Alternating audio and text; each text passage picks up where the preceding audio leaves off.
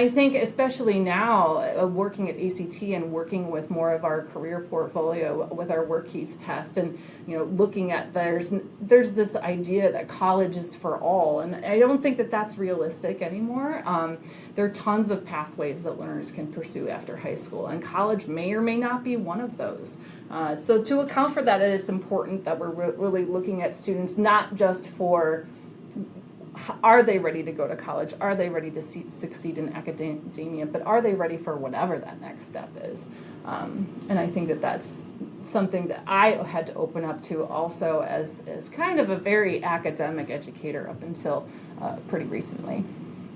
Well, your math ceiling is way, way taller than mine. Let me say that. But it is encouraging.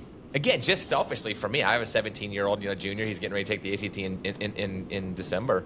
But it is in going on and looking at his next steps and looking at all the options after high school.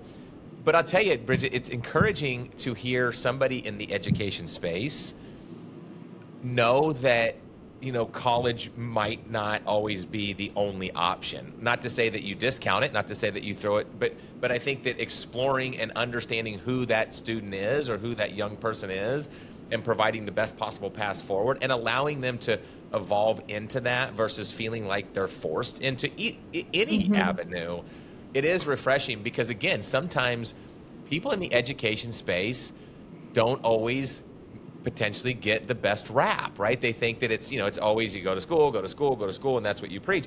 And so I really do appreciate this conversation because it even candidly is opening my eyes to maybe some bias that I have to realize that no, people in the education space are evolving just as the world's evolving because that's what's needed today to look at what is the next thing. I mean, we're evolving so fast with technology and what's happening and what a normal job might be and AI and all this different type of stuff. So I got to tell you, it really is refreshing to have this conversation and I super appreciate it.